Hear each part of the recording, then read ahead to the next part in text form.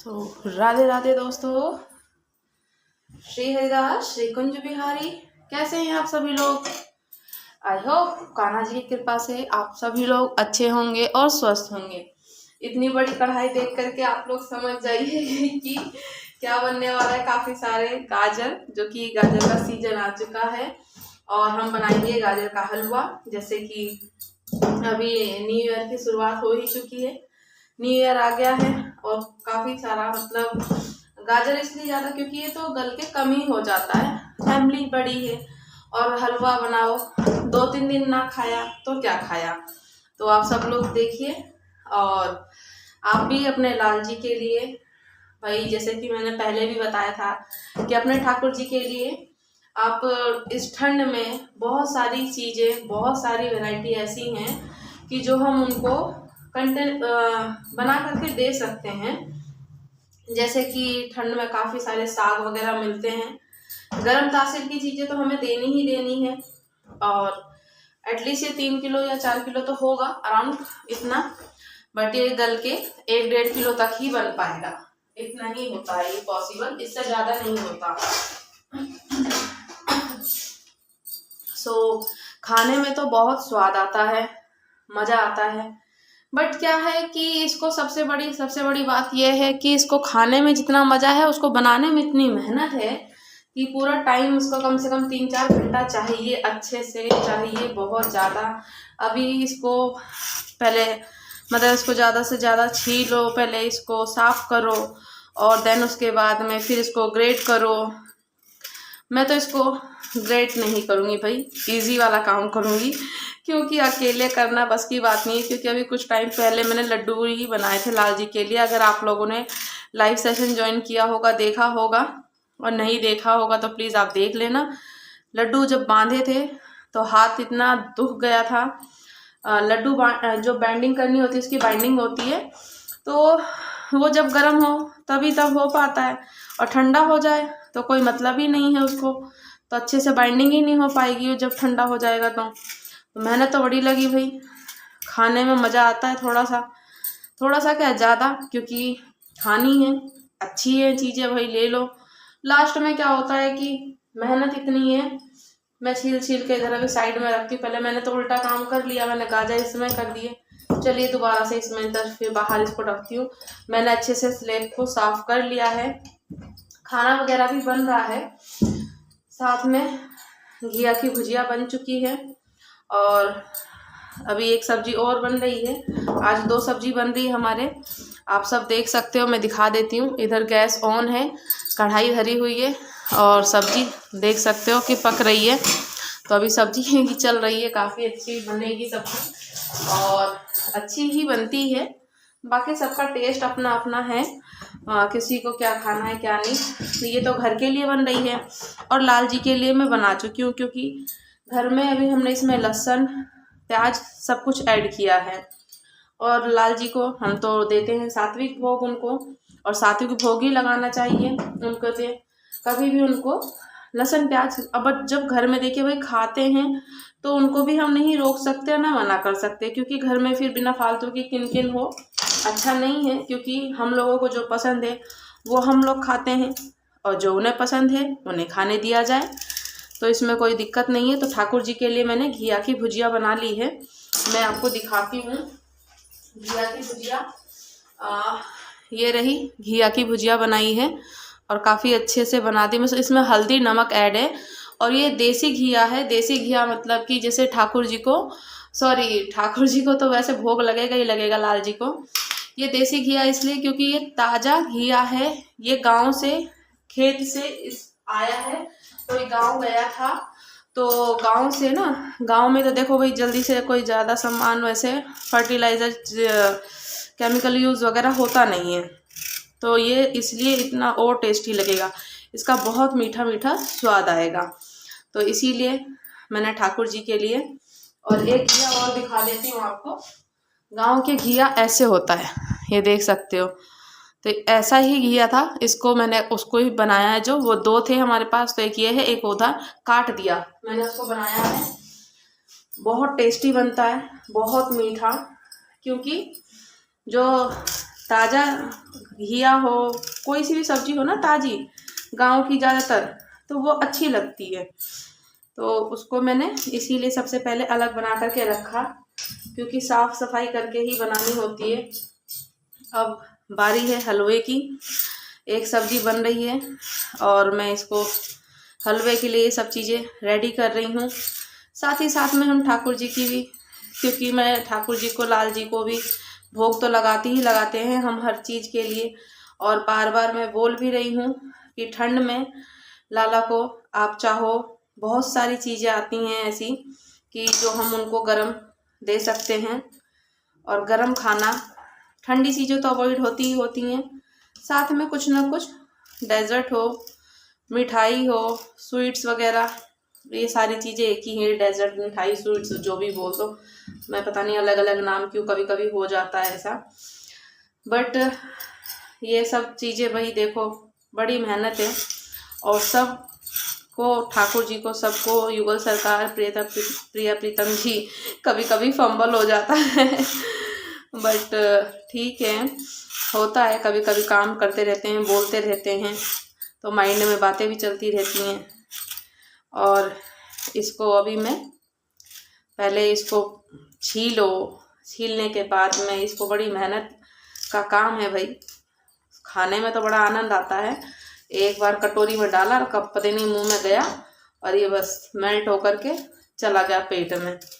पर जितनी मशक्क़त है इसको बनाने में, उतनी मेहनत किसी चीज़ में नहीं। जो चीज़ मेहनत लगती है बनाने में, पर ठीक है, ये सारी चीज़ें फिर मौसम में ही अच्छी लगती हैं, क्योंकि इस टाइम की जो सब्जियां हैं या कुछ जैसे सीजन वाइज सब्जियां मिलती हैं तो वो तभी अच्छी लगती भी हैं, टेस्ट भी आता है, थोड़ा सा उसको खाने का भी मन करता है। पालक हो, जैसे बथुआ, मेथी, हालांकि ये बहुत टाइम वेस्ट करती हैं ये सारी सब्जियां, बट शरीर के लिए प्रोटीन बहुत अच्छा देती हैं, बहुत अच्छा फाइबर है, प्रोटीन है, आयरन है, इन सब चीज़ों में खाना चाहिए, क्योंकि सीजन ही ऐसा है, ठंड में ही आती हैं। हालांकि मिलने को बाद में मिले, पर वो मज़ा नहीं आता बिल्कुल भी। तो ये सब चीज़ें दब के खानी चाहिए भाई अच्छे से। और खूब गर्मा गर्म पराठे बनाओ, भोग लगाओ लाल जी को, और बस लहसुन प्याज उसमें ऐड मत करना, मैं ये बार बार बोल रही हूँ। कभी अगर आपको बनाना हो तो पर्सनली कुछ लोग जो खाते हैं, जैसे कि हमारे घर में भाई खाते हैं, नहीं छोड़ते, तो हम वो आर्गुमेंट नहीं करते कि क्यों खा रहे हो, हम नहीं खा रहे तो तुम भी मत खाओ, नहीं तुम खा रहे हो तो हम क्यों नहीं खाएंगे। ये सब चीज़ें आर्गुमेंट करने से बेस्ट है जिसको जो चीज़ पसंद है खाने दिया जाए। दैट्स से अपने लाल जी के लिए, ठाकुर जी के लिए अलग अच्छे से बहुत सारा प्यारा प्यारा सा भोग बनाओ और उनको खूब प्रसादी पवाओ, और फिर वो स्वयं पालो प्रसादी रूप में। तो ये सारी चीज़ें, अब इसको पिल ऑफ करना है पहले, देन उसके बाद इसको ग्रेट करो। बट मैंने सोचा इसको मैं ग्रेट नहीं करूँगी, इसके छोटे छोटे से पीस करके और मैं इसको डायरेक्टली बॉइल्ड कर दूँगी। कुकर में भी आप बॉइल्ड कर सकते हो, 2-3 तरीके से हम बना सकते हैं इसको। कितने लोग इसको अभी, जैसे कि अभी पिल ऑफ हो रहा है, फिर अब ग्रेट करेंगे, बट मैं ग्रेट नहीं करूँगी। क्या करूँगी, इसको छोटे छोटे थोड़े से इसके स्लाइसिस पीस काट के, और इसको मैं क्या करूँगी, बॉइल्ड कर दूँगी। बस 2-3 सीटी लगेगी, जब बॉइल्ड हो जाएगा तो आप इसको अच्छे से मैशर से मैश कर दो। देन उसके बाद में बस घी का तड़का और खूब सारा मावा मैं दिखाती हूँ। मावा भी हमारा जो है घर का ही बना हुआ है, शुद्ध है, बिल्कुल साफ एकदम, इतना मतलब शुद्ध साफ का मतलब कि ताज़ा मावा है बिल्कुल, ये गाय का बना हुआ, और देसी, मतलब देसी गाय जो होती है ना उनका, ये प्योर गाय का, मतलब गांव से आया है, जहाँ से घी आया वहीं से। ये भी कोई गांव गए हुए थे तो गांव से मिल गया हमें ये सब चीज़ें, काफ़ी सारा दूध मिल गया। तो आज मतलब मावा भी हो गया, साथ ही साथ में दूध भी दिखा देती हूँ मैं आपको। ये देखो, ये दूध भी गांव से ही आया है, तो प्योर। और मलाई देख सकते हो कितनी मोटी पड़ी, कितनी छाली कितनी अच्छी, इसमें ना कोई पानी ऐड है ना ही कुछ इसमें ऐड है, ये बिल्कुल एकदम मतलब फ्रेश और बिना पानी वाला दूध है। तो ये सारी चीज़ें मिल गई तो हमने लुत्फ़ उठाया कि चलो क्यों ना बस गाजर बनाई जाए, गाजर का हलवा। सो वही काम हो रहा है और गाजर का हलवा बन रहा है। ठाकुर जी को भी भोग लगेगा, घर में सब लोग प्रसादी रूप में ही खाएंगे। 2 दिन तो एटलीस्ट चलेगा ही चलेगा, चला सकते हैं।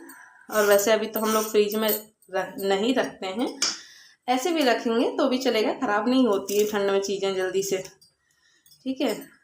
और चाहो तो इसके साथ में आप कुछ खाने में जैसे पराठे हों, पूड़ी हो और सब्जी, जो भी आपका मन करे वो आप बना सकते हो।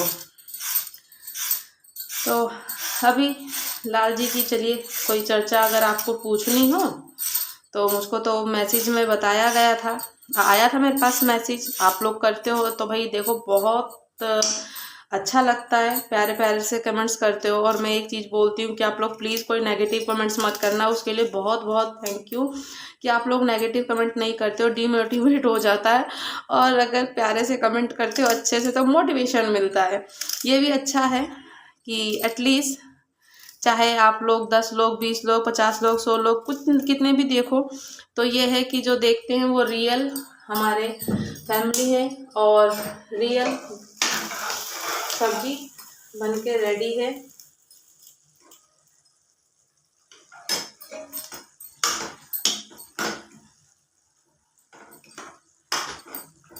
देख सकते हो सब्जी बन रही है आलू की और सेंगरी की। सेंगरी पता नहीं, सेंगरी मुझे तो अच्छी नहीं लगती है, थोड़ी सी कड़वाहट की लगती है। बट सेंगरी हमारे घर में खाना है फैमिली मेम्बर को, तो वो उनके लिए बन रहा है। हाँ, तो अभी हम लोग बात कर रहे थे कि आप लोगों के पॉजिटिव से कमेंट आते हैं तो अच्छा लगता है कि आप लोग एटलीस्ट चाहे 2-4 कमेंट कर रहे हो, चाहे व्यूज़ कम हो, चाहे कुछ भी हो, एटलीस्ट आप देखते हो और मन से देखते हो, ठीक है। और आपके जब कमेंट्स आते हैं तो मुझे थोड़ा सा ना मोटिवेशन मिल जाता है कि हाँ चलो और कुछ चर्चा करें और कोई बात करें, या हम लोग ट्राई करती हूँ रोज़ डेली अपडेट करने की। बट वही हो जाता है कि सुबह इतना होच पोच हो जाता है कि एक तो देखो खुद से करनी होती हैं और सुबह उनको जल्दी जाना होता है ना, तो वो नहीं हो पाता मैनेज। और तो मेरे से ना सिंगल हैंडेड एक तो वीडियो भी बनाना, हालांकि सुबह ज़्यादा खाना अच्छा बनता है और अच्छा मतलब कि ज़्यादा चीज़ें बनती हैं, जैसे कि नाश्ते के लिए अलग और लंच के लिए अलग। तो मैं चाहूँ तो उस टाइम हम व्लॉगिंग करें, बट फिर ना बहुत वो हो जाता है, सफ़र हो जाता है कि खुद ही सारी चीज़ें मैनेज कर पाना पॉसिबल नहीं हो पाता, तो इसीलिए अवॉइड हो जाता है। बट कोई बात नहीं, आप लोग जितना भी प्यार दे रहे हो अच्छा है, इतना ही देते रहो, आगे भी बढ़ जाएगा। और अच्छी बात है कि हम लोगों को आप लोग पूछते हो कि ठाकुर जी की सेवा कैसे करनी है और किस प्रकार से करनी है। जैसे कि उन्होंने मुझसे, राहुल ने पूछा था कि आप मुझे ये बताइए कि जो मैंने आज वीडियो अपलोड करी थी कि जो आरोपी होते हैं, आरोपी मतलब जो गुरु की अवहेलना करें या आचार्य की अवहेलना करें या अपनी निंदा करें, किसी की निंदा करें, तो उनको क्या दंड मिलता है। और माता सीता की जो धोबी था, उस धोबी ने जो उनको आरोप लगाया था, निंदा करी थी उनकी, तो उसको क्या दंड मिला था, तो इसकी वीडियो मैंने अपलोड करी है। सो आप लोग प्लीज़ देखिएगा ज़रूर। आज हम इसमें एक नई चर्चा, थोड़ी सी बात कर लेते हैं। आप लोग पूछ सकते हो ठाकुर जी के बारे में, और पूछते भी हो, अच्छी बात है। ये बात करते करते कभी कभी गड़बड़ा जाता है। इधर रखा जाए। तो ठाकुर जी की बाल लीलाएं हैं, लाला बोलते हैं, जाते हैं कभी कभी तो घूमने, तो अपने गौचारण की लीला करते हैं, कभी दान लीला करते हैं, कभी साथ ही साथ में अपने सखाओं के साथ में कहते हैं, कभी विवाह होता है तो विवाह की लीला करते हैं, कभी नौका विहार की लीला होती है उनकी। तो लाला ने तो देखो बहुत सारा, जब तक वृंदावन में रहे तब तक उन्होंने कभी भी रह करके पादुकाएं धारण नहीं करी। इस टॉपिक पे भी अब मुझे याद आ गया कि हाँ, कमेंट आया था कि लाला ने अपने मतलब वृंदावन में जब तक रहे तो पादुकाएं धारण नहीं करी थी। क्यों नहीं करी थी, ये विषय का चर्चा का विषय है कि लाला ने अपनी पादुकाएं धारण क्यों नहीं करी थी। तो देखिए, पहले तो ठाकुर जी स्वयं ऐसे कुछ जगह हैं, ऐसी कुछ चीज़ें हैं या फिर मंदिर दर्शन वगैरह करने की जो अब हम लोग जाते हैं, पहले तो ठाकुर जी साक्षात थे वहाँ, और ठाकुर जी साक्षात वहाँ लीलाएं होती थी। वहाँ के लोग थे जो भी ब्रजवासी थे, अयोध्यावासी थे या जगन्नाथ जी के, अब भी ऐसी जगह इसलिए हैं क्योंकि वो तीर्थ स्थल हो गए हैं, क्योंकि ठाकुर जी ने वहाँ पे अनेकों प्रकार की लीलाएं करी हैं और वो लीलाओं से पूरा भरा पड़ा है ब्रह्मांड हमारा। तो लाला जब तक वृंदावन में रहे उन्होंने कभी भी ना पादुकाएं धारण नहीं करी। इसीलिए लोग कहते हैं ना कि ब्रज की रज, क्योंकि जो जब लाला को पृथ्वी लोक पर आना था, श्री धामा उनसे भेंट करने गए गोलोक में। श्री धामा ने सीता मैया के सॉरी, वैसे तो उनका जन्म अलग अलग प्रकार से हुआ ही है, चलिए सीता मैया मुख से निकला, कोई बात नहीं। राधा रानी को जब उनको श्राप दिया था कि आप 100 वर्षों तक भूले रहोगे राधा रानी को और भूलोक में वास करोगे, क्योंकि उन्हें पृथ्वी लोक पे आना था, पृथ्वी लोक पे ही आना था उनको, और वो लीलाएं करनी थी, क्योंकि संसार में उनको प्रेम सिखाना था, इसलिए उनको पृथ्वी लोक पर आना था। तो जब तक वो आते ना तब तक कैसे होती कोई लीलाएं। पृथ्वी का संचार तो हो चुका था, ब्रह्मा जी ने कर दिया। अब ब्रह्मा जी ने संचार तो कर दिया, अब पृथ्वी पे रस तत्व कौन देगा, प्यार की परिभाषा कौन सिखाएगा, लोगों के हृदय में प्यार कौन भरेगा, तो ठाकुर जी ही तो करेंगे। ठाकुर जी ही उस चीज़ को नहीं करेंगे तो वो वाली बात हो गई ना। जब तक हम ऐसा होता है कि कोई काम करें या फिर कोई एक्सपेरिमेंट करें, और सबसे फर्स्ट एक्सपेरिमेंट जब खुद करने वाला अपने ऊपर इम्प्लीमेंट ना करे और अपने ऊपर ट्राई ना करे तो वो दूसरों पर डायरेक्टली नहीं कर सकते। तो वही हमारे ठाकुर जी की भी, लाल जी की लीला थी। और लाला ना हमेशा लीलाओं में लीला करता है। क्या करता है कि एक लीला करेगा, उसी लीला के अंदर 4-5 लीलाएं और हो जाती हैं, तो वो अंतरण लीलाएं हो जाती हैं। तो ऐसे ही कर देता है ठाकुर जी हमारा भाई, चाहे आप ठाकुर जी कह लें या प्रिया प्रीतम कह लें या लाल जी कह लें, जिस नाम से आप संबोधित करें। तो जब लाला को आना था पृथ्वी लोक पे तो क्या करता है कि अब क्या करा जाए, तो भैया तो अब तो श्री धामा जी ने श्राप दे दिया, उनके मुख से निकल गया कि तुम पृथ्वी लोक पर निवास करोगी और 100 वर्षों तक ठाकुर जी को भूले रहोगी। तो अब तो पृथ्वी लोक पर श्री जी आ गई, अब श्री जी आए और ठाकुर जी ना आए, ऐसा हो ही नहीं सकता, क्योंकि वो तो उनकी अलादनी शक्ति है। तो पहले उन्होंने उनको भेज दिया और पृथ्वी पर प्रेम का रस संचार करने के लिए, उनको समझाने के लिए, लोगों में प्रेम तत्व जगाने के लिए तब स्वयं धरती पर आए। जब धरती पर आए तो उन्होंने बताया कि किस तरीके से प्रेम है, जिस तरीके से उन्होंने राधा रानी से किया। राधा रानी ने श्री जी से, श्री जी ने ठाकुर जी से कैसे प्रेम किया, और इसी से ही कहते हैं कि वो ही समर्पण है, कि प्रेम को पाना ही नहीं, प्रेम को बस खुश रखना। उस समय का जो प्रेम था वो सच्चा था। अब तो ढोंग प्रपंच हो गया, काफ़ी कम होता है, ऐसी बात नहीं है, मैं गलत बोल के भाई किसी को हर्ट नहीं करना चाहती, होता है बट बहुत कम रह गया है, ठीक है।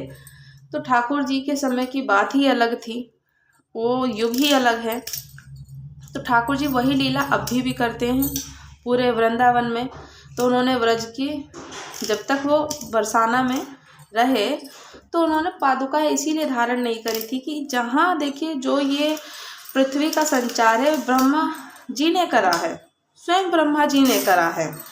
पर कुछ जगह ऐसे हैं जहाँ ब्रह्मा जी ने कोई संचार नहीं किया है, और वहाँ पर जैसे कि वृंदावन, तो ठाकुर श्री राधा रानी ने स्वयं वृंदावन को बनाया है, उसका निर्माण श्री राधा रानी ने करा है। तो इसीलिए ठाकुर जी ने वहाँ पे कभी भी अपनी पादुकाएं धारण नहीं करी। ठाकुर जी ने अपने सब लोगों को चरण के रज दी है, चरण की धूली दी है। इसीलिए वहाँ पे आज भी कुछ जो तपस्वी संत हैं वो धारण नहीं करते हैं ये पादुकाएं। क्यों? क्योंकि ठाकुर जी वहाँ पे आज भी नित्य लीलाएं करते हैं, आते हैं। और वहाँ पे ऐसा है ही नहीं कि ठाकुर जी का एक दिन भी खाली जाए। भले देखिए आज नया साल है, बट ऐसा नहीं है कि वहाँ पे कोई लीला ना होती हो, वहाँ पे कोई उत्सव ना होता हो। हर रोज़ नित्य प्रतिदिन उत्सव होता है, हर रोज़ कुछ ना कुछ काम होते हैं, कुछ ना कुछ अवश्य चलता ही चलता है। तो वो ठाकुर जी की जो कहते हैं ना जन्म स्थली है। तो कुछ तो ब्रह्मा जी ने बनाए हैं, और कुछ विश्वकर्मा जी ने बनाए हैं, और कुछ हमारे श्री राधा रानी ने बनाए हैं। तो कहते हैं कि कुछ जैसे कि मैं एक उन्होंने इसीलिए पादुकाएं नहीं धारण करी क्योंकि श्री राधा रानी ने वो खुद वृंदावन का निर्माण किया है। और वहाँ पे जितने भी ठाकुर जी के साथ में उनके सहयोगी जो उनके गोलोकवासी थे, जिन्होंने ना जाने कितने सहस्त्रों वर्षों तक तप जप किया, यजन किया, तब जाकर के उनको तो वो मिला, क्या बोलते हैं कि वहाँ पर आकर के ठाकुर जी की लीलाओं में प्रवेश करने का संयोग भाग मिला। तो वो कैसे उनको बोल सकते हैं? तो कह रहे हैं ना कि पृथ्वी पर आप जा रहे हो तो हमें भी ले करके चलो, चाहे हमें आप किसी भी चीज़ का रूप दो, हमें ले करके चलो, हम नहीं रहेंगे आपके बिना। तो इसीलिए जो कुछ लोगों को बंदर बना दिया, कुछ लोगों को पेड़ बना दिया, कुछ लोगों को इंसान बनाया, कुछ लोगों को कुछ बनाया, गाय बैल हाथी घोड़ा बंदर सब निर्माण हुआ। सब किसी को स्थान दिया कहीं पे, कोई इंसान बना, किसको क्या सहयोगी दिया। जो बड़े इतने बड़े बड़े तपस्वी थे, उनको क्या हुआ कि ऋषि मुनि बने भाई। जैसे कि विश्वामित्र जी, गर्गाचार्य जी, वशिष्ठ जी, तो काफ़ी सारे लोग थे ऐसे कि जो ऋषि मुनि बन गए। तो उन लोगों की ये तो बहुत हार्ड है। तो इसी तरीके से मैं इसको छोटे छोटे से पीसेस कर देती हूँ। इसको हम बोल्ड करेंगे, ग्रेट नहीं करेंगे। ग्रेट भी कर सकते हैं, बड़ी मेहनत का काम है। तो कुछ तपस्वी संत ऐसे बन गए थे, उनको बन गए थे क्या, उन्होंने करा था भाई इतना यजन, तब जाकर के उनको वो मिला सौभाग्य कि वो बने।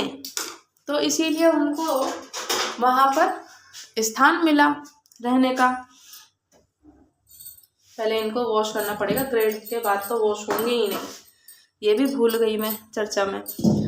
तो इसीलिए ठाकुर जी ने ना अपनी पादुकाएं धारण नहीं करी थी, क्योंकि राधा रानी ने बनाया था। राधा रानी ने खुद स्वयं वृंदावन का निर्माण किया। जैसे कि द्वारका नगरी है, द्वारका नगरी वहाँ पे ब्रह्मा जी ने निर्माण नहीं किया है। द्वारका नगरी का जो निर्माण हुआ है वो स्वयं राधा रानी और विश्वकर्मा जी ने करा है।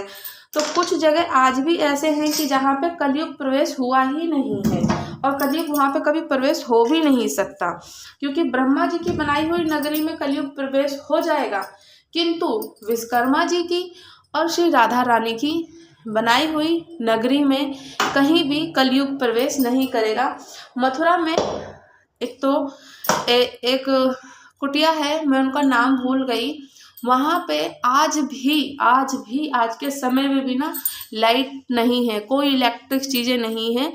मैं टटियावन वहाँ पे कोई भी इलेक्ट्रिक चीज़ें नहीं है। तो वहाँ पे आज भी दिया है, सिर्फ दिए से ज्योत जलती है, दिए का यूज़ होता है। वहाँ पे ना लाइट, ना टॉर्च, ना फ़ोन अलाउड है। वहाँ पे फ़ोन लेकर के जाना अलाउड नहीं है, वीडियो बनाना अलाउड नहीं है। तो आज भी ऐसी जगह हैं, वो तटीय वन ऐसा है कि वहाँ पे कलयुग ने प्रवेश ही नहीं कर सकता। ऐसे ही एक कथा में आता है कि इसको पानी में थोड़ा सा कर देती हूँ। एक कथा आती है कि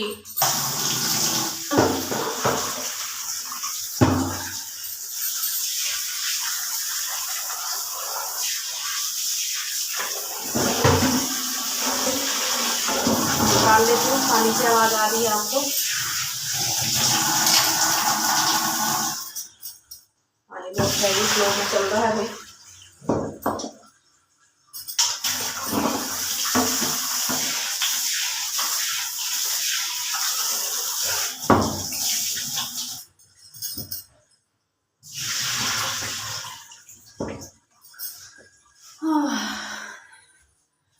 बीच बीच में कथा ब्रेक हो रही है बिकॉज काम भी चल रहा है और चर्चा भी चल रही है। ठीक है, फिर से स्टार्ट करते हैं।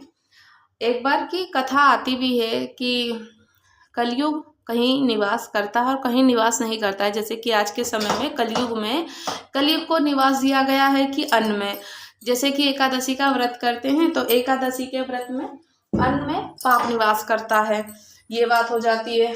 और ये बात इसीलिए कहा जाता है कि क्योंकि सबको तो सबका स्थान मिला, सबको सबका स्थान मिला, तो भाई पाप कहने लगा कि अब मुझे मेरा स्थान दीजिए, क्योंकि मैं किस तरीके से जीवन को निर्वाह करूंगा, मैं कैसे रहूंगा। आपने सबको अपना अपना अच्छा स्थान दिया। तो उस दिन बोला गया कि आपको पाप का जो निवास मिला 5 जगह मिला। एक तो जैसे कि अन्न में, एकादशी वाले दिन अन्न में होगा। जैसे कि कभी कोई दारू पीता है, ड्रिंक करने जाते हैं, तो जहाँ मदिरा मिलती है वहाँ है उनका निवास। जहाँ जुआ खेला जाता है वहाँ पे उनका निवास है। और जहाँ स्त्रियों को, जैसे पर स्त्रियों को देखा जाता है, यानी कि जहाँ वैश्यागमन होता है वहाँ पे भी पाप का निवास है। तो 4-5 जगह उनको स्थान दिया गया। तो ऐसे ही एक बार की कथा बड़ी सुंदर है, बहुत अच्छी है। इसी में कहते हैं कि ठाकुर जी जब यदुवंशियों को श्राप मिला कि तुम्हारा यदुकुल नाश हो जाएगा, माता गांधारी ने महाभारत के युद्ध के समय में श्राप दिया था यदुवंशियों को। यदुवंशियों को जब श्राप मिला तो सब लोग भाई चिंतित हो गए, भयभीत हो गए। और वैसे तो पहली बात, यदुवंशियों को ना कोई श्राप था ही नहीं, कोई भी श्राप नहीं मिला था। वो तो ठाकुर जी की लीलाएं हैं। ठाकुर जी इतनी लीला करते हैं कि आप उन लीलाओं को समझ ही सकोगे कि हाँ ठाकुर जी कितनी सारी लीला करते हैं। तो लीलाओं में लीला, क्योंकि यदुवंशियों को जो सर्वनाश करना था, उस युग का अंत करना था, तब जाकर के तो अगर यदुवंशी ना जाते तो युग का कैसे वो होता, कैसे दूसरा युग आता, द्वापर खत्म कैसे होता। तो माता गांधारी ने यदुवंशियों को जब श्राप दिया महाभारत के युग में कि तुम्हारा कृष्ण यदुवंशी सब समाप्त हो जाएगा, सब सर्वनाश हो जाएगा, तो भगवान ने तो पहले तो सबको ये भी कहा है कि मैं अगर भगवान भी हूँ और तुम अगर कोई अनिष्ट कार्य करोगे तो मैं तुम्हें भगवान होकर के भी नहीं बचा पाऊंगा, मैं तुम्हें भगवान होकर के भी नहीं बचा पाऊंगा। क्यों? क्योंकि अनिष्ट कार्य करने के लिए भाई मैं तो सबको ही मना करता हूँ। और तुम कभी भी असत्य या फिर किसी की निंदा या फिर किसी को, पर स्त्री को, या फिर तुम कुछ भी ऐसे काम करो जो सही नहीं है, तो मैं तुम्हें भगवान होकर के भी नहीं बचा सकता। अगर तुम सही मार्ग पर चलोगे तो मैं तुम्हारे साथ सदैव खड़ा हूँ। तो यदुवंशियों को तो श्राप जब मिल गया माता गांधारी के द्वारा, तो भगवान तो सब जानते थे कि यदुवंशियों को कोई श्राप मिला ही नहीं है, क्योंकि वो जब द्वारका नगरी थी, द्वारका नगरी में माता गांधारी ने श्राप दिया कि यदुवंशियों को समाप्त हो जाएगा। पर यदुवंशियों को श्राप होने का कोई श्राप ही नहीं मिला था, क्योंकि वो अजर थे, अमर थे। वो जब तक अगर उनको नहीं खत्म करते ठाकुर जी, तो उनको युग जो द्वापर युग है वो ख़त्म नहीं होता, फिर कलयुग का प्रवेश नहीं होता, कलयुग आता नहीं। तो एक बार की ऐसी लीला चल रही थी। अब भाई सारे के सारे लोग बड़े परेशान, यदुवंशी के अब तो हमें श्राप मिल गया। देखिए चर्चा करते करते इतना मज़ा आ गया, आनंद आ गया कि मैं बोल रही थी मैं इसको ग्रेड नहीं करूँगी, बट अब चर्चा बढ़ गई तो मैंने सोचा चलो ग्रेड भी कर लेते हैं। तो ठीक है, ग्रेड करते करते आपको इसकी भी आवाज़ आ रही होगी, बट आप इसकी आवाज़ अवॉइड कर देना और मेरी आवाज़ को सुन लेना, ठीक है। तो बोलते हैं कि अब तो भाई बड़े सब यदुवंशी परेशान कि अब क्या करें, कि श्राप मिल गया हम लोगों का, तो सब सर्वनाश हो जाएगा। तो आप हमें बचाइए प्रभु, आप हमें बचाइए, आप ही हमें बचा सकते हैं द्वारकाधीश की, आप कुछ हमारी रक्षा कीजिए और कोई उपाय बताइए हमें बचाने का। तो ऐसा कहा जाता है कि एक बार क्या हुआ कि महादेव यदुवंशियों को जब श्राप मिला तो महादेव के ठाकुर जी यदुवंशियों को लीला बता रहे हैं। अब कैसी लीला बता रहे हैं यदुवंशियों से, कहते हैं कि अरे अब क्या करा जाए, ये तो बहुत अनिष्ट हो गया, यदुवंशियों को श्राप मिल गया। मैं तो सब जानता हूँ ना, अगर मैं ही आप लोगों की चिंता नहीं करूँगा, मैं अनिष्ट होने से नहीं रोकूंगा या मैं आपको कोई मार्ग नहीं दिखाऊंगा तो आप लोगों का भला कैसे होगा। ठाकुर जी यदुवंशियों से बोल रहे हैं ऐसा, और क्यों? क्योंकि उसमें एक लीला, अब ये लीला स्टार्ट कर दी उन्होंने, लीला बता रहे हैं महादेव जी के बारे में, बताएंगे अभी। तो उन्होंने स्टार्ट कर दिया यदुवंशियों से बताना, यदुवंशियों से चर्चा करते करते देख लो बाई चांस। तो यदुवंशियों से क्या हुआ कि मैं तुम्हें अगर नहीं बचाऊंगा, मैं तुम्हें रक्षा नहीं करूंगा तो कौन करेगा भाई। चलो ऐसा करो, अब लीला का प्रवेश होता है भाई, ध्यान से सुनना।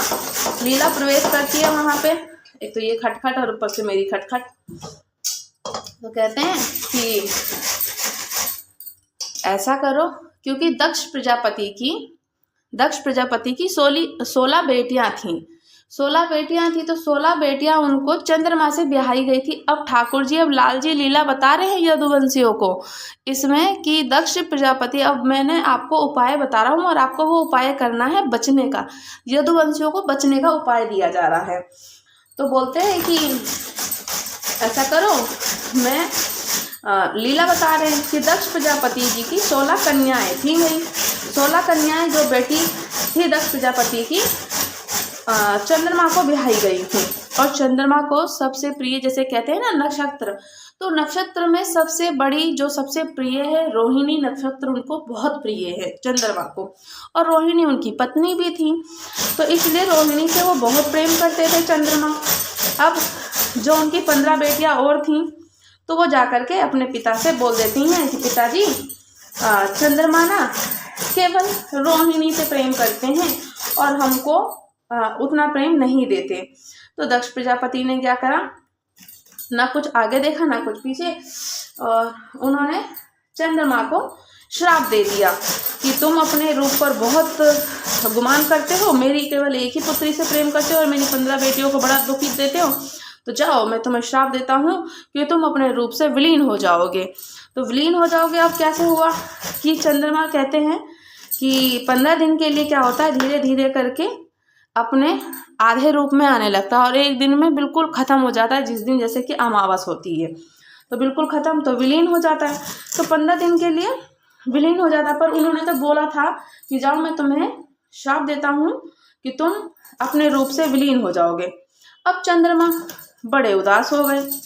क्या हुआ, चंद्रमा उदास हो गए, कहने लगे कि आपने मुझे श्राप दिया, कोई बात नहीं, मैं अपने श्राप को से परेशान नहीं हूँ, पर मैं तो इस चीज़ से परेशान हूँ कि आपकी बेटियाँ ही ये दुख है कि, और आपकी सारी अगर मैं ही विलीन हो जाऊँगा, मेरा रूप ही और मेरा अस्तित्व ही विलीन हो जाएगा, तो आपकी बेटी तो विधवा हो जाएंगी, ऐसा बोलते हैं चंद्रमा। तो दक्ष प्रजापति कहते हैं, ओहो मैंने तो ये बात सोची ही नहीं। तो ऐसा करो, जाओ। अब वहाँ पे उनको फिर वो उपाय देते हैं दक्ष प्रजापति, क्या कहते हैं कि जाओ महादेव जी के पास में। महादेव जी कहाँ मिलेंगे तुम्हें? सौराष्ट्र में, यानी महाराष्ट्र में सोमनाथ मंदिर है। तो सोमनाथ मंदिर में जबकि ठाकुर जी का यजन किया जाता है, महादेव जी का भी यजन किया जाता है। तो महादेव जी को जाकर के पूजा अर्चना करो उनसे, और उनको खूब पंडितों को, खूब ब्राह्मणों को दान दक्षिणा दो। और उसी के साथ साथ में आप क्या करो कि पंडितों को दान दक्षिणा दोगे, और खूब दान दक्षिणा देने के बाद में महादेव को प्रसन्न करके वरदान पाओ। अब चंद्रमा चले जाते हैं महाराष्ट्र, यानी कि सौराष्ट्र भी बोलते हैं, महाराष्ट्र भी बोलते हैं, द्वारका नगरी के बहुत आगे जा कर के है। तो ठाकुर जी यदुवंशियों को ये लीला बता रहे हैं कि ऐसा ऐसा उपाय करना है। तो इसमें लीला बताई है उन्होंने चंद्रमा जी की। तो साथ में क्या करते हैं कि बोलते हैं कि वहाँ जाओ तुम लोग। अब भाई वो चले जाते हैं, तो चंद्रमा जा करके वहाँ पे खूब जप तप करते हैं, खूब देवताओं को, खूब ब्राह्मणों को दान दक्षिणा देते हैं, और महादेव जी से वरदान लेते हैं कि महादेव उनको वरदान देते हैं कि वो तो बताते हैं कि मुझे प्रजापति दक्ष जी ने, मेरे ससुर जी ने मुझे विलीन होने का श्राप दिया है। तो महादेव कहते हैं कि देखो ऐसा है कि विलीन होने का तो तुम्हें श्राप मिला ही मिला है, किंतु मैं तुम्हारे जब तप यजन से इतना प्रसन्न हूँ, तो मैं जाओ तुम्हें आशीर्वाद देता हूँ कि 15 दिन के लिए तुम विलीन हो जाओगे, और 15 दिन के लिए तुम्हारा अस्तित्व स्वरूप में आ जाएगा। तो कहते हैं कि 15 दिन के लिए धीरे धीरे धीरे धीरे चंद्रमा घट जाता है, और फिर जब 15 दिन के बाद 16वें दिन के बाद तो आओगे तो पूर्ण रूप में आओगे। तो 15 दिन वरदान मिला और 15 दिन श्राप मिला। और जो ये बात है कि जिस दिन ठाकुर जी की बोलते हैं ना, एक अमावस और एक पूर्णिमा, तो 15 दिन तक तो ये ढक जाते हैं, पूरे विलीन हो जाते हैं, और 15 दिन तक महादेव जी का वरदान पा लेते हैं, तो पूर्ण रूप आते हैं, और फिर 15 दिन में दक्ष प्रजापति जी का श्राप भोगते हैं। तो यदुवंशियों को ऐसा बताया उन्होंने, तो कि ऐसा करो, जाओ सौराष्ट्र में जाओ और महादेव जी का खूब यजन करो, और उनसे वरदान तुम्हें जरूर मिलेगा। और ये सारी बातें ना उद्धव सुन रहे होते हैं। उद्धव जानते हैं, उद्धव ठाकुर जी को यथा रूप से जानते हैं, खूब अच्छे से पहचानते हैं, और कहते हैं, और उनको बड़े घूर के देख रहे हैं। उद्धव कौन थे? उद्धव उनके द्वापर युग में जब वृंदावन से मथुरा आ गए थे, तब उनकी मित्रता उद्धव से हुई थी वहाँ पे। तो उद्धव, अर्जुन, और एक मित्र का नाम मुझे अभी याद नहीं आ रहा है, 3-4 मित्र ऐसे हैं कि इनके जो कि परम सखा मित्र हैं। सुदामा जी तो हैं ही हैं। तो उद्धव बड़े ध्यान से देख रहे हैं, बहुत घूर के देख रहे हैं ठाकुर जी को। और ठाकुर जी ने तो बोला, सब ठाकुर जी ने सब यदुवंशियों को भेजे कि जाओ जाओ सौराष्ट्र में जाओ, क्योंकि द्वारका नगरी जैसे ही पार करेंगे, द्वारका नगरी को, यदुवंशियों को कोई श्राप नहीं है द्वारका में, क्योंकि वो ब्रह्मा जी की बनाई हुई नगरी है। तो ब्रह्मा जी की बनाई हुई नगरी में कोई श्राप नहीं, कोई सूतक नहीं, कोई पातक नहीं, कोई जन्म हो चाहे मरण हो, कुछ भी हो, कुछ भी तो वहाँ पे नहीं है कोई श्राप। तो उद्धव बड़े घूर के देख रहे हैं। अब उद्धव घूर के इसलिए देख रहे हैं क्योंकि देखिए, जो मान लीजिए फॉर एग्जाम्पल, जैसे हम पति पत्नी, हम एक दूसरे के साथ रहते हैं, तो हमें पता चल जाता है कि हमारा पति कहाँ झूठ बोल रहा है या पत्नी कहाँ झूठ बोल रही है, और क्या सच है और क्या गलत है। तो उसको बड़े घूर के देखते हैं उद्धव जी, ठाकुर जी को बहुत घूर के देख रहे हैं। क्या देखते हैं कि ये तो श्राप मिला ही नहीं है यदुवंशियों को, तो ये फिर क्यों भेज रहे हैं। तो ठाकुर जी उनको जब देखते हैं ना, तो ठाकुर जी बोलते हैं कि उद्धव तुम यहाँ क्यों बैठे हो, जाओ जाओ इन लोगों की तैयारी करो, इनका सारा सामग्री दो, इनको बैग पैक करवाओ, जैसे हम लोग बोलते हैं ना कि इनको भेजो महाराष्ट्र सौराष्ट्र में। तो ठाकुर जी से उद्धव तुरंत बोल पड़ते हैं कि माधव, कृष्ण, कान्हा, ये आप क्या कर रहे हो, ये आप क्या कर रहे हो, जब यदुवंशियों को श्राप मिला ही नहीं है तो आप क्यों श्राप दिलवाने के लिए भेज रहे हो? क्योंकि जब द्वारका नगरी से जैसे ही वो नाव से पार करके महाराष्ट्र में पहुंचेंगे तो यदुवंशियों को श्राप लग जाएगा, और जब तक वो यहाँ पर हैं तो उन्हें कोई श्राप नहीं लगा है। तो आप उनको श्राप से बचाने के लिए नहीं, श्राप दिलवाने के लिए महाराष्ट्र में भेज रहे हो, क्योंकि आप वो लोग जितने यदुवंशी हैं वहाँ उतरेंगे उनको श्राप लग जाएगा, क्योंकि ब्रह्मा की बनाई हुई नगरी है। जैसे ही उद्धव ने बोला, ठाकुर जी तुरंत उठ करके उद्धव का मुंह बंद कर लेते हैं, मुंह बंद कर देते हैं। चुप चुप उद्धव चुप, ये बातें तुम्हें कैसे पता, ये बातें तुम्हें कैसे पता उद्धव? तो उद्धव कहते मैं सब जानता हूँ कि आप यदुवंशियों को श्राप दिलवाने के लिए ही सौराष्ट्र में भेज रहे हैं और यहाँ पे वो बच जाएंगे। तो ठाकुर जी कहते हैं कि उद्धव तुम्हें सब कुछ पता है, मैं तुम्हें लेकर के नहीं जाऊंगा। तो ठाकुर जी उद्धव को लेकर के नहीं गए थे, उस युद्ध में उद्धव को लेकर के नहीं गए थे। तो ये ही थी कि ठाकुर जी बहुत लीलाएं करते हैं और फिर यदुवंशियों को श्राप लगता है, यदुवंशियों का कुल होता है, नाश होता है, क्योंकि माता गांधारी का श्राप उनको पूर्ण करना था और द्वापर का अंत होना था, द्वारका नगरी डूबेगी ही डूबेगी। अब ब्रह्मा जी का बनाया हुआ ही है वो पहले, क्योंकि द्वारका नगरी जब तक थी तब तक वो ब्रह्मा जी की बनाई हुई पृथ्वी थी। अब द्वारका डूब गई है तो वहाँ पे अब ब्रह्मा जी ही हैं। तो कुछ लीलाएं बहुत सारी ऐसी हैं कि ठाकुर जी ने, कुछ लीलाएं नहीं, इस पूरे संसार में ऐसी लीलाएं इतनी हैं, जहाँ जहाँ ठाकुर जी ने लीला करी वहीं अनेकों रूप धारण किए और रूप धारण करके उसी नाम से विख्यात हो गए और वो उसी नाम से लीलाओं में वर्णित हो गए। इतिहास में, शास्त्रों में, वेद में, पुराणों में सब लोग उनको जानने लग गए। तो आप सब लोग मुझे ज़रूर बताना कि गाजर के हलवे के साथ साथ में चर्चा कथा कैसी लगी आप लोगों को।